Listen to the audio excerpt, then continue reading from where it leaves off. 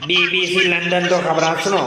सदर ने एक कैदी जिसने जेल विच पूरे मंशियात बेचण वाले ग्रोह नूं पढ़ाया है उनदे नाल मुलाकात लई एक वजीर नूं घल्लिया है। चार्ली साहब तुहानूं कोई मिलण आया है, चलो आ जाओ। होया मैनू मैनू आहो आहो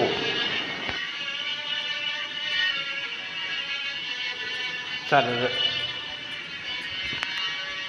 आ गया चार्ली सर जी, उत्थे बैठ तू जा, इन्हां नूं चाह पिवाए। आलो चार्ली साहब,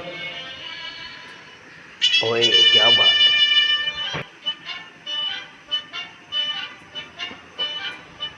वेलकम वेलकम, की हाल है? ठीक है, उत्थे बैठो, चाह पिवाए इन्हां नूं।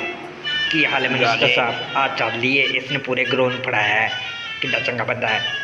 इत्थे बैठो। नहीं तेरे नाल गल करनी है, उधर चलिए। चलो चार्ली तू इत्थे बहो ते असीं आउंदे हां। तू मैडम इत्थे बहो। चंगा मैं चा आउंदा।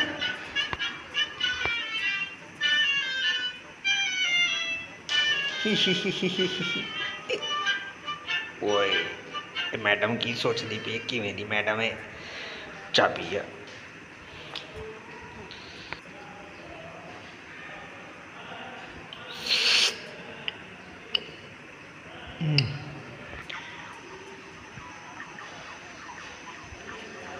ये मेरे पेट में गुड़गुड़ क्यों हो रही है?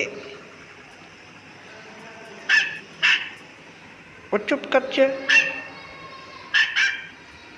मैडम नूं की होया है? यार ये मेरे अंदर तो नहीं गुड़गुड़ हो रही, पता नहीं, वेखदे आ की हुंदा है।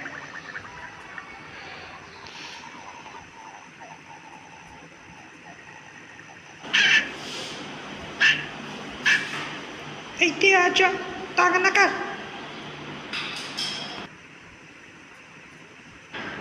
ਓਏ ਮੈਡਮ ਕਿਵੇਂ ਦੀ ਏ? ਜੰਮੀ ਇੱਕ ਥਾਂ ਤੇ ਮੂਰਤੀ ਜਿਹੀ ਨਾ ਹੋਵੇ ਤੇ ਇਹ ਗੁੜਗੁੜ ਮੇਰੇ ਪੇਟ ਵਿੱਚੋਂ ਵੀ ਆ ਰਹੀ, ਮੈਨੂੰ ਲੱਗਦਾ ਹੈ। ਰੇਡੀਓ ਸੁਣਦੇ ਆ।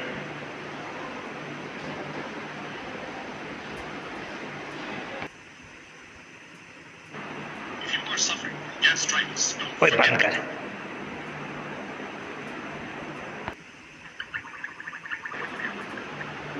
ਚਲਾਪਾਂ ਵਾਲੀ ਕੋਈ ਕੁੜੀ ਲੈ ਲਵਾਂ ਜਲਦੀ ਜਲਦੀ।